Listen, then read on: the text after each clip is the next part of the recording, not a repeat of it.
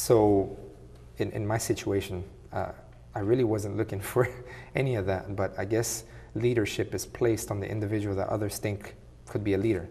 So somehow individuals asked me to be part of something that they were thinking was necessary, which was to form a group of individuals to protect each other from what was happening in school.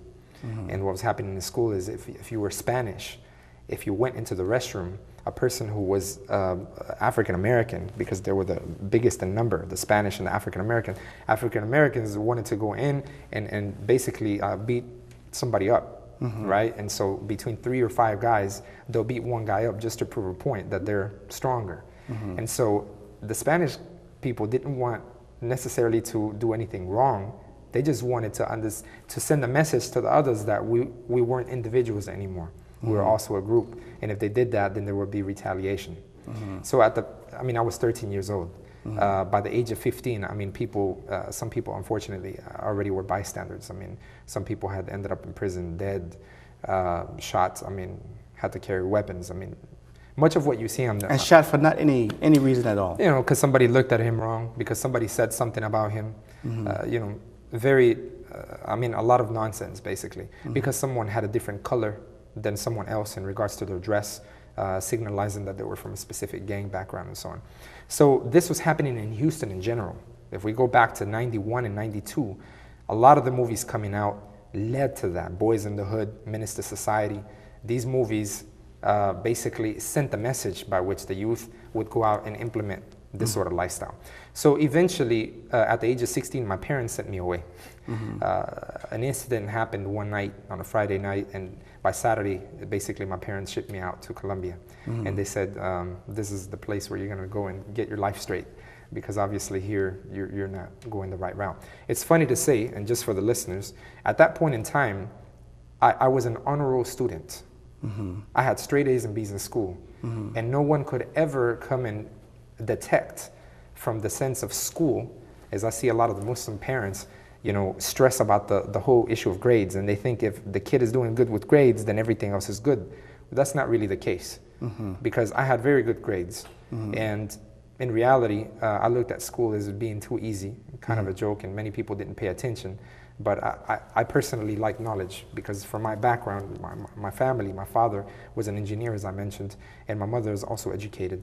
So eventually my parents sent me back to Colombia. In Colombia, I learned a very nice lifestyle of living. It was a very natural way of life. The youth respected the parents, and the elders were looked at as valuable in society and someone who you would never speak bad against. And this was shown all throughout society. And I started going to school there, and they wanted to send me 2 grades back, because the educational school system there is far more advanced than here. And eventually I realized that things were serious over there. School was a serious business. Everyone was out to better themselves. Much of my family members were engineers. Some of them were architects, and I could see the way they were living, and there were people who had a very calm lifestyle, and there wasn't all of this aggression happening in the environment. And it's funny, because through the media we get messages about Colombia as being a very violent place. That's right. And here I left a place that was very violent to a very calm place. I could go and be in a river 10 minutes away from my house, in something like an oasis, something beautiful, and it was a very calm lifestyle. I taught English there as a second language, became a professor at the age of 16 to 18. And eventually when I came back, I had a shift of the reality of life. But when I came back to America, I didn't want to mix with many of the people who I knew from before, because I didn't want that lifestyle. And after living without that environment, in my environment, I saw that I flourished in regards to school, in regards to professional life. And I just wanted to come get some college certificate and just go back. And in the midst of that, I saw that my environment, my surroundings, was like a culture shock for me, because I liked the way that I was living in Colombia. And I need to point out that in Colombia, there was a siren that would go off at 12 o'clock in the middle of the day. And everyone would get out of school, and every business owner would shut down their businesses and go home, eat with their families, and take a nap. Qaylula. Yeah. So this was done throughout the whole city. And at 2 o'clock, people would go back, open up their businesses and so on. And then at 6 o'clock, there was another siren. And then everyone would come home, eat with their families, and then they'd be with their families the rest of the day. So I couldn't understand the power of that. I mean, if someone would have explained to me, but I lived that way. So it brought me closer to my nature as a human being. And eventually when I came back, I was looking for a way out of the reality that I was living here. And it couldn't be in just going and finding another environment within this environment. It had to do with something ideological. So I started looking in different philosophies and religions. I ended up going to a Buddhist temple to ask them what they thought about life. The Hindu temple. I was studying Kabbalah, ancient Jewish mysticism, from an individual who studied in Israel. I studied all kinds of things, and in the mix, a friend of mine from Egypt actually told me about Islam. And the way that I found out about Islam is not common. I had left the club from being with him, and I'd known him for years. We grew up together. And at about 3 o'clock in my car, he just looked at the liquor he was drinking, and he said, "I can't believe I'm still doing this." And to me, it was strange because that's the norm. That's what everybody did. And so I asked him, "What do you mean?" And he said, "I can't believe I'm still doing this after having gone to Mecca." And I said, "What is Mecca?" And he said, is where the house of God is. And I said, I looked in different religions and philosophies, but I never knew of one that said that God had a house. And so he said, no, this place was built by Abraham and Ismail. Right when he said that, I identified that they were prophets of God, and he told me, Islam is the true religion of God. That seriousness from him made me curious to look into Islam. And I asked him more, and he said, I'm not the proper person to answer these questions. You need to talk to my mother. She was a Christian nun in Italy, and she's now Muslim, and she knows the differences between Christianity and Islam.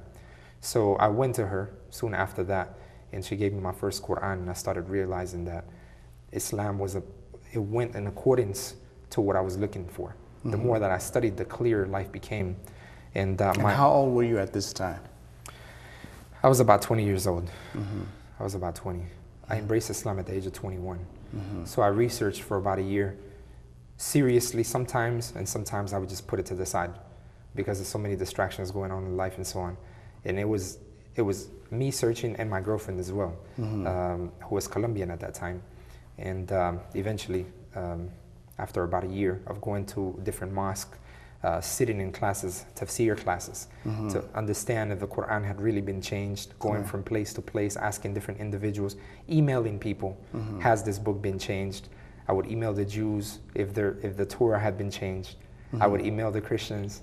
I would email the Muslims. I was given everything a fair chance without making coming to a conclusion.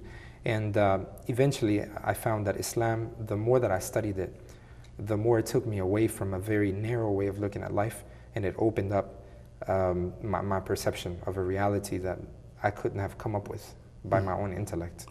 And eventually I accepted Islam in Florida. I took a trip with about 300 Muslims, and I was the only person who wasn't Muslim. There was a convention down there, and there was about 4 buses full of people coming from here. And I was the only non-Muslim. And there I met a person who was from my country, from Colombia, and he was Muslim. And we sat down and we talked and we talked. And but let me ask you, did you talk in Spanish? No, actually we spoke in English. He had grown up here. Yes, he had grown up here. So this person who was Colombian, who I started speaking to, started talking about how he became Muslim. And also I began to mention to him that what I knew of Islam seemed like a practical solution to all the problems in Colombia. After living in Colombia and loving Colombia, he was from Colombia as well.